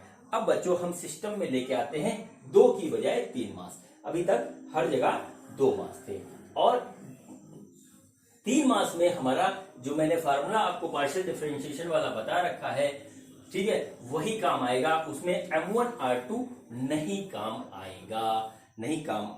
ठीक है, अब देखिए क्या है, ये देखिए ये एक है हमारे पास नाव। ठीक है, ये हमारे पास एक है नाव और नाव की जो लेंथ है हमारी वो है हमारी 4 मीटर। ठीक है, नाव की जो लेंथ है वो हमारी 4 मीटर है। अब क्या हुआ, यहाँ पे एक सज्जन बैठे हुए हैं इस तरीके से और यहाँ पर एक दूसरे सज्जन बैठे हुए हैं इस तरीके से। ठीक है, दोनों अजनबी थे, एक दूसरे से मुलाकात नहीं थी, कोने पे बैठे हुए थे। है नाव जो है रुकी हुई थी, दोनों होने लगे बोर, तो सोचे कि जो है आपस में आकर के पास में बैठ के कुछ बात करें तो टाइम कटेगा। तो क्या किया, दोनों ने चलना शुरू किया। ये सज्जन यहाँ आए इतना और ये सज्जन आए, यानी कि बिल्कुल मिड में जो है ये आ गए। अब देखिए हम सबको आपको और बता दें 40 kg का जो है हमारा जो है ये वाला नाव है। ठीक है, 50 kg के ये सज्जन है और 50 और ये जो है ये वाले सज्जन है हमारे 60 kg के। ठीक है, ये 50 kg वेट है इनका और इनका जो है 60 kg वेट है। नाव हमारी 40 kg की है।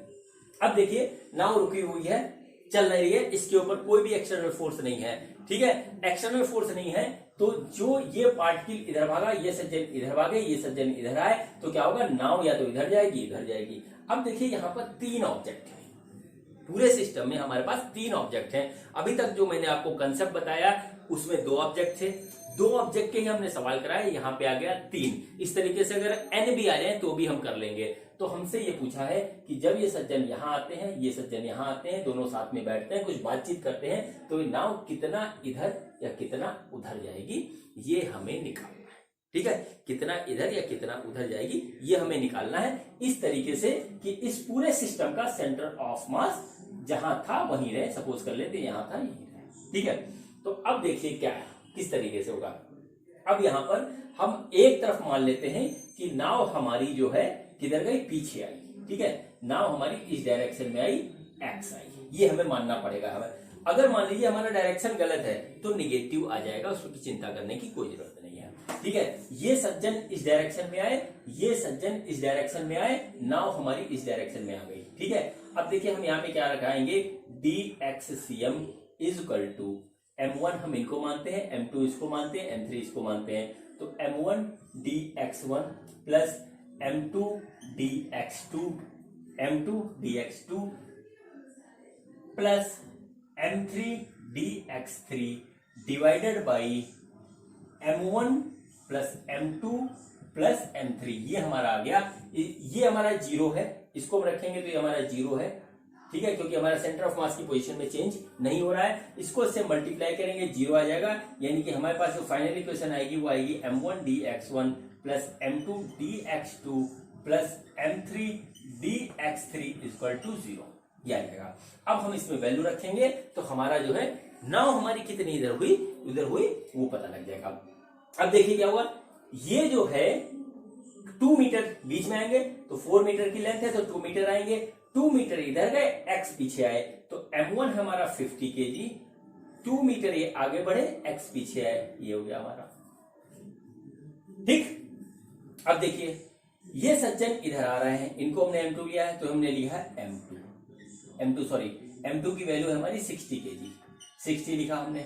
अब देखिए ये इधर आ रहा है, ये डायरेक्शन हमने नेगेटिव माना है तो ये हो गया -2, और ये इधर आए, नाव भी इधर आई तो ये -x और इधर आ जाएंगे। ठीक है, देखिए यहां पे समझिएगा, ये इधर आ रहे हैं, नाव भी इधर आ रही, तो इनका टोटल डिस्प्लेसमेंट बाहर से हम देखेंगे तो -2 -x होगा प्लस। ठीक है, m3 हो गया हमारा नाव का जो वेट है वो 40 kg है, नाव का जो वेट है वो 40 kg है, और ये कितना इधर आ रहा है, ये आ रहा है -x, ये इतना आ रहा है और ये हो जाएगा जीरो। अब हमारे पास सिर्फ बची फॉर्मेलिटी, सारा खेल जो था वो यही तक था कि ये इक्वेशन हम किस तरीके से बनाते हैं, सारा खेल इसी का था। इसके बाद सिर्फ कैलकुलेशन का पार्ट बचा है और वो हम करके इसके सवाल का आंसर ले लेते हैं। देखिए कितना आएगा, 100 माइनस 50x प्लस, ठीक है ये माइनस आ रहा है तो आ जाएगा हमारा -120 माइनस 60x, और ये हमारा आ जाएगा -40x इक्वल टू 0। सॉल्व करते हैं तो देखिए कितना आ रहा है, 100 माइनस, ठीक है 100 माइनस 50x, ठीक है -120 minus 60x minus 40x equal to 0। ये हम जब इसमें से घटा रहे हैं तो आ रहा है हमारा, ये सबको जोड़ देंगे, 60x है तो हो गया 100 150, तो आ गया -150x माइनस 20 बराबर 0। ठीक है, तो x की जो वैल्यू आ रही हमारी वो आ रही है -20 अपॉन 150 मीटर। ठीक है, ये वैल्यू आ रही है। तो क्या हुआ यहाँ पे, ये गया कट और जो वैल्यू आएगी वो आई -2/15। ठीक है, इसकी कोई वैल्यू आ जाएगी। अब देखिए यहाँ पर मैं आपको एक बात बता रहा हूं, उस बात को सुनिएगा। देखिए हमने x इस डायरेक्शन में माना था, डायरेक्शन में हमने माना था, और x की वैल्यू आ गई हमारी निगेटिव। ठीक है, निगेटिव आने का मतलब क्या हुआ, निगेटिव आने का मतलब ये हुआ कि हमने जो डायरेक्शन माना था उस डायरेक्शन में हमारी नाव ना जाकर के इस डायरेक्शन में जाएगी। देखिए अभी तक मैंने जो आपको क्वेश्चन कराए थे उसमें ये 2 पार्टिकल थे, अगर पहला इस डायरेक्शन में जा रहा है दूसरा इसमें आएगा, बात पक्की है।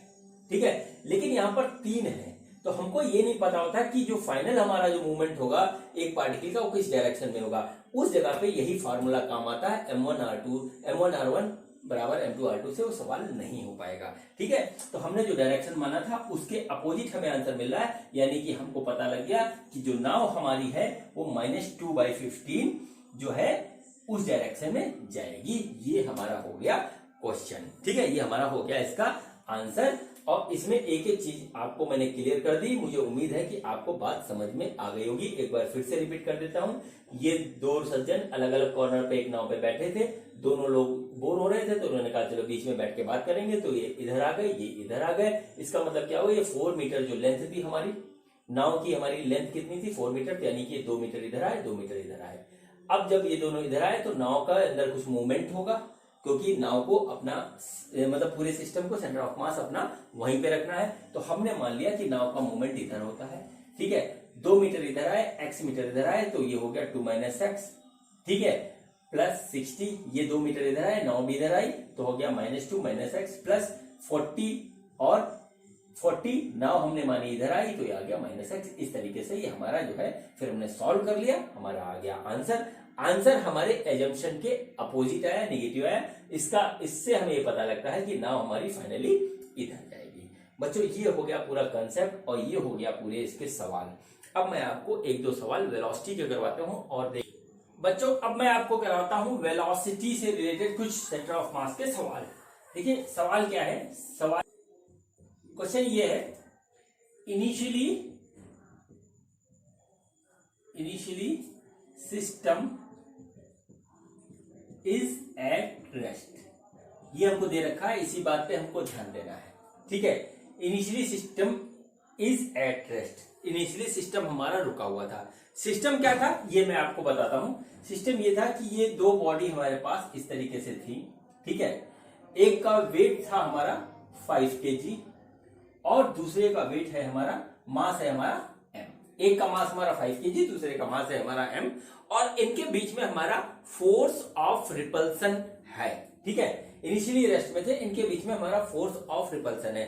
रिपल्सन होने के कारण इसने क्या किया, एक दूसरे को रिपल करना शुरू किया और हमारी बॉडी ने जो है एक वेलोसिटी अटेन कर ली। इसने v इस डायरेक्शन में कर ली और इसने थोड़ी देर बाद 2v इस डायरेक्शन में कर ली। ठीक है, क्या हुआ कि इनके बीच में एक फोर्स ऑफ रिपल्सन था। रिपल्सन के कारण एक दूसरे को रिपेल करने लगे और इसने जो है वेलोसिटी इस डायरेक्शन में v और इसने 2v थोड़े समय के बाद अटेन कर ली। ठीक है, then find velocity of centre of mass and value of m। ये हमको फाइंड आउट करना है।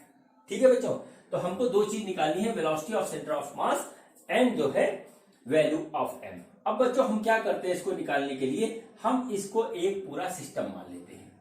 अब चाहे ये कितनी भी दूर चला जाए ये एक सिस्टम ही रहेगा। अब रिपल्सन हो रहा है तो जाहिर सी बात है कि दूर जाता चला जाएगा, जाता चला जाएगा। अब क्या हुआ कि इसका एक सेंटर ऑफ मास होगा। अब इनिशियली ये रेस्ट था तो velocity of centre of mass भी जो है रेस्ट पे होगा। अब देखिए यहाँ पे क्या है, ये सिस्टम हो गया। इस सिस्टम पे हमारा जो है कोई भी हमारा एक्सटर्नल फोर्स नहीं लग रहा है, यानी कि एफसीएम हमारा 0 होगा। इसका मतलब क्या हुआ, एसीएम भी हमारा 0 हो गया। इसका मतलब क्या हुआ कि velocity of centre of mass हमारा क्या हो गया, वो हो गया constant. Velocity of centre of मास हो गया हमारा कांस्टेंट। कांस्टेंट का मतलब होता है कि जितना इनिशियली था उतना ही इनिशियली रहेगा। और इनिशियली इसका जो था सेंटर ऑफ मास की वेलोसिटी 0 थी, क्योंकि हमको दे रखा है कि initially system is at rest. ये हमको यहाँ पर दे रखा है। तो क्या हुआ कि वेलोसिटी ऑफ सेंटर ऑफ मास बाद में भी हमारा 0 रहेगा। ये बात यहां से निकल गई। ठीक है, अब जो है हमको निकालना है वैल्यू ऑफ मास m, वो हम निकालते हैं। और देखिए वो किस तरीके से आएगा, वो इस तरीके से आएगा VCM equal to m1v1 plus m2v2 divided by m1 plus m2। ठीक है, ये हमारा इस तरीके से आ गया। देखिए ये 0 है, m1 की वैल्यू हमारी 5 kg, वेलोसिटी है इसकी -v। ठीक है, इस डायरेक्शन में आ रहा है -v प्लस m2 m है और v2 हमें निकालना है। v2 हमारा है 2v, v2 है हमारा 2v डिवाइडेड बाई जो आ गया हमारा 5 प्लस m। ये इधर जाएगा 0 हो जाएगा और हमारे पास जो आ रहा है वो आ रहा है 2mv is equal to 5v। देखिए v से v हमारा कट गया और m की वैल्यू आ गई 2.5 kg। इस तरीके से इसका जो है वैल्यू हमारा निकल आया। देखिए बच्चों यहाँ पर कंसेप्ट था, बेसिकली यहाँ पे एक कंसेप्ट था। वो कंसेप्ट ये था कि initially system is at rest, यही देखना था। अब यदि इसके ऊपर कोई भी फोर्स नहीं लग रहा तो फाइनली भी जो है सिस्टम एट रेस्ट पे होगा। ये जो फोर्स है ये इंटरनल फोर्स है और इंटरनल फोर्स से जो है बॉडी के ऊपर, सिस्टम के ऊपर कोई भी मूवमेंट नहीं आता, सिस्टम में कोई भी एक्सीलरेशन नहीं आता। ठीक है बच्चों, यही मेरा समझाने का मकसद था। अब बच्चों चलिए एक क्वेश्चन और करते हैं और देखते हैं कि वो हमारा किस तरीके से होगा। वो भी जो है जितनी भी चीजें दी हुई हैं उसको सिस्टम मान के होता है। ठीक है, ये देखिए हमारे पास ये क्वेश्चन कुछ इस तरीके से है कि हमारे पास जो है एक प्लेटफॉर्म इस तरीके से रखा हुआ है। ठीक है, प्लेटफॉर्म एक फ्रिक्शन लेस सरफेस पे रखा हुआ है, ये हमारा सरफेस है और ये फ्रिक्शन लेस है। इसके ऊपर एक प्लेटफॉर्म रखा हुआ है, इसके ऊपर किसी भी तरीके का फ्रिक्शन नहीं है और एक सज्जन है वो इस कॉर्नर पे खड़े हुए हैं। ठीक है, इस कॉर्नर पे हमारे पे खड़े हुए हैं। सज्जन क्या है, एक छोटा सा बच्चा है, छोटा सा बच्चा है और इसका मास हम मान लेते हैं, इसका मास है बच्चे का 20 kg।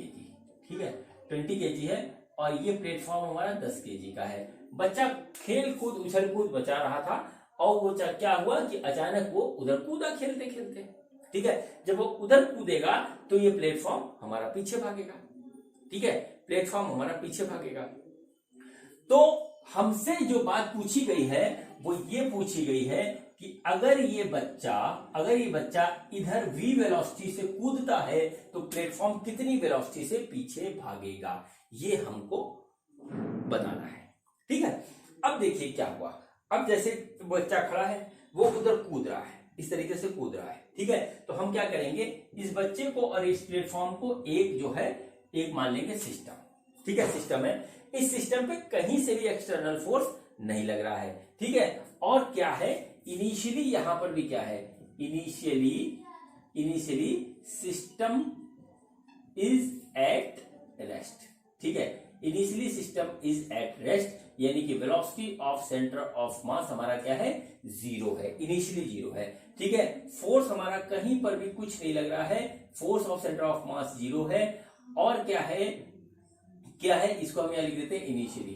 ठीक है, इनिशियली हम लिख देते हैं velocity of centre of mass हमारा 0 है, यानी कि acceleration of centre of mass हमारा क्या है, वो भी 0 है, यानी कि velocity of centre of mass हमारा कितना होगा, वो होगा कांस्टेंट। और यही मैं समझाने की कोशिश मैंने करी थी आपको जो वीडियो के स्टार्टिंग में। ठीक है, अब वेलोसिटी ऑफ सेंटर ऑफ मास यहाँ पे कांस्टेंट है। कांस्टेंट का मतलब क्या हुआ, जो इनिशियली थी वो इनिशियली रहेगी। इनिशियली कितनी थी, वो थी 0, यानी कि फाइनली भी हमारे पास 0 रहेगी। अब जैसे बच्चा कूदेगा तो मोमेंटम कहां से लेगा, पीछे इसको जो है थोड़ा सा पुश करके आगे की ओर कूदेगा, उससे क्या होगा कि ये पीछे भागने लगेगा। ठीक है, तो बच्चों यहां पर भी हमारा जो फार्मूला लगेगा वो ये लगेगा, VCM equal to M1V1 plus M2V2 divided by M1 plus M2।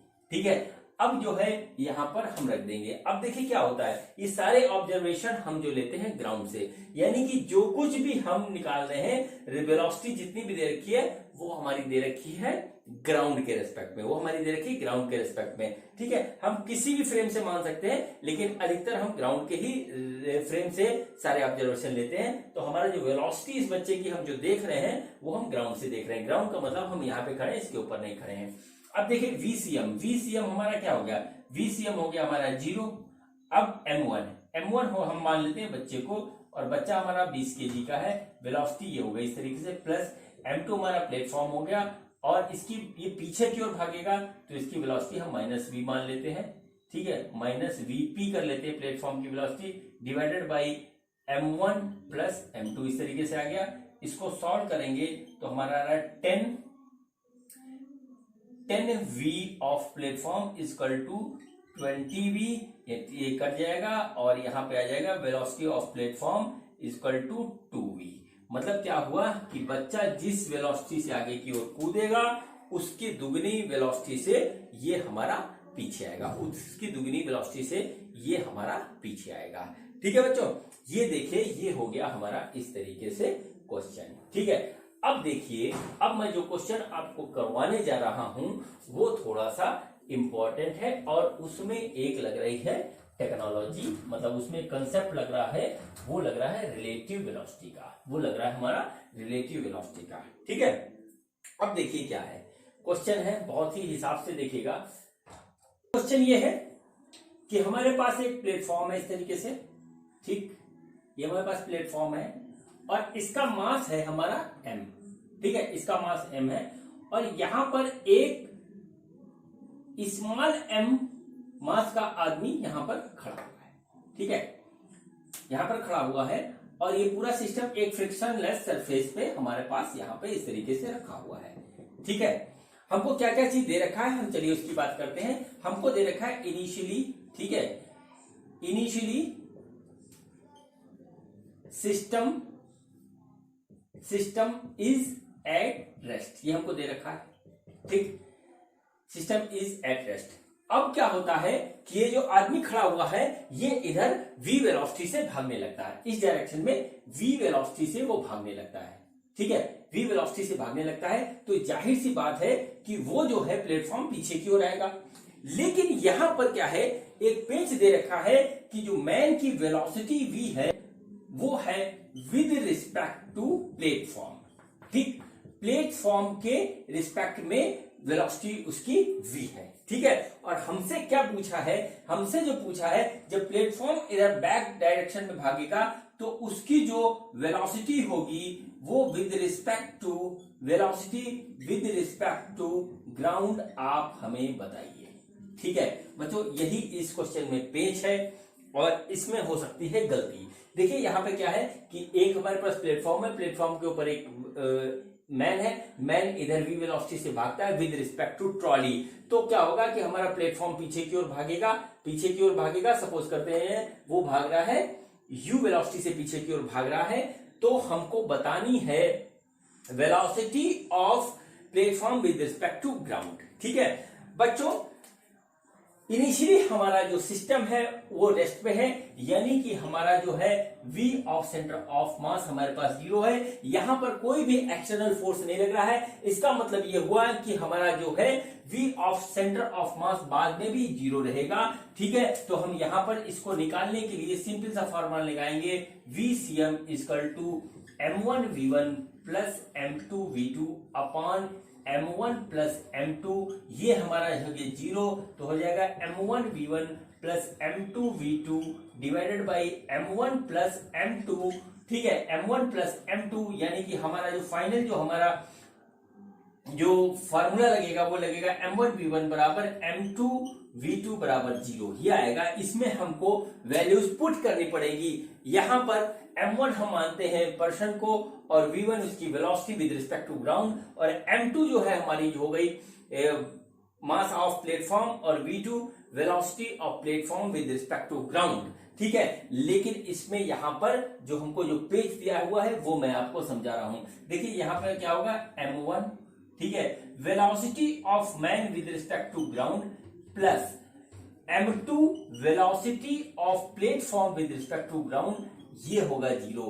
और हमको यहां पर क्या दे रखा है, velocity of man with respect to trolley दे रखा है। बस यही यहां पर पेज है। अगर हम इस वेलोसिटी को डायरेक्ट यहां रख देंगे तो हमारा सवाल हो जाएगा गलत। क्वेश्चन को हमेशा कायदे से पढ़िए, समझिए, फिर करिए। तो देखिए यहां पर हमको क्या दे रखा है, velocity of man with respect to platform हमको दे रखा है। हमको इस फार्मूले में रखना होगा velocity of man with respect to ground. हमको दोनों वेलोसिटी या कितनी भी जो है पार्टिकल्स की वेलोसिटी किसी एक रेफरेंस में लेकर के चलनी पड़ेगी, और वो रेफरेंस हम यहाँ पर मान रहे हैं ग्राउंड। तो बच्चों यहाँ पे रिलेटिव वेलोसिटी का कंसेप्ट हमारा यहाँ पे लगेगा, रिलेटिव वेलोसिटी का कंसेप्ट लगेगा। रिलेटिव वेलोसिटी में हमने क्या आपको बताया था, हमने आपको बताया था A V velocity of A with respect to B equal to velocity of A minus velocity of B with respect to ground with respect to ground, ठीक है। ये हमने ये कंसेप्ट है इसका। अब देखिए हमको यहाँ पे दे रखा है velocity of man with respect to platform, यहाँ पे क्या होगा velocity of man with respect to ground minus velocity of platform with respect to ground, ठीक है। ये हमारा हो गया। हम इसकी वैल्यूज रख लें तो हमारा velocity of man with respect to ground निकल आएगा। अब देखिए क्या है velocity of man with respect to platform, हमको यहाँ दे रखा है v, ये देखिए यहाँ पे लिखा हुआ v, तो हम इसको यहाँ पे लिख देंगे v। ये क्या है velocity of man with respect to ground, ये हमको निकालना है। तो velocity of man with respect to ground minus velocity of platform with respect to ground. देखिए velocity of platform with respect to ground हमने मानी है u, और ये किस डायरेक्शन में भाग रहा है, इस डायरेक्शन में, यानी कि अपोजिट डायरेक्शन में हो जाएगा माइनस यू। ठीक है, तो इस तरीके से आएगा v equal to V M G plus U, यानी कि हमारा क्या आ जाएगा, velocity of man with respect to ground equal to v minus U. ठीक है, यही इसमें पूरे पेज थी। अगर ये काम हम नहीं करेंगे, अलग अलग रेफरेंस की वेलोसिटी रख देंगे, तो हमारा क्वेश्चन पूरी तरीके से हो जाएगा गलत। तो हमको जब भी इस फार्मूले में वेलोसिटी अलग अलग बॉडी की यूज करनी है, तो वो सेम रेफरेंस में होनी चाहिए। तो बच्चों अब इसको रखते हैं और देखते हैं कि हमारा क्या आ रहा है। तो मैन की वेलोसिटी मास क्या है, मैन का मास क्या है, मैन का मास है m, और velocity of man with respect to ground हमने निकाला है, वो हो गया v माइनस यू। ठीक है, प्लस ये हो गया m और ये हो गया हमारा माइनस यू। इस तरीके से यहाँ पे हम इसको रख देंगे। तो देखिए क्या हो रहा है, m v minus m u और माइनस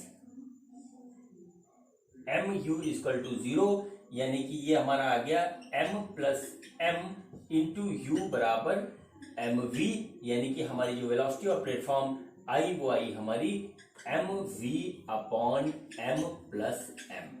ठीक है, ये बच्चों हो गया आंसर इस क्वेश्चन का। यहाँ पे हमने वेलोसिटी निकाली है of platform, velocity of platform with respect to ground, जबकि हमको वेलोसिटी ऑफ मैन दे रखी है विद रिस्पेक्ट टू ट्रॉली। उसको हमने जो है कन्वर्ट किया velocity of man with respect to ground, और फिर हमने फार्मूले में रखा। अगर हम डायरेक्ट रख देंगे तो हमारा क्वेश्चन पूरी तरीके से हो जाएगा गलत। ठीक है बच्चों, तो बच्चों आज का यह मेरा video velocity of centre of मास पे था। मैंने अपनी पूरी तरीके से कोशिश करी कि आपको मैं इसका कंसेप्ट समझा दूं और हर एक बात बता दूं जहां पर हमसे गलती होने की संभावना रहती है। मुझे उम्मीद है कि आपको वीडियो पसंद आया होगा और आपने कुछ ना कुछ सीखा जरूर होगा। बच्चों मिलता हूं मैं आपसे नेक्स्ट वीडियो में, जो कि होगा मेरा कंजर्वेशन ऑफ मोमेंटम पे। Thank you.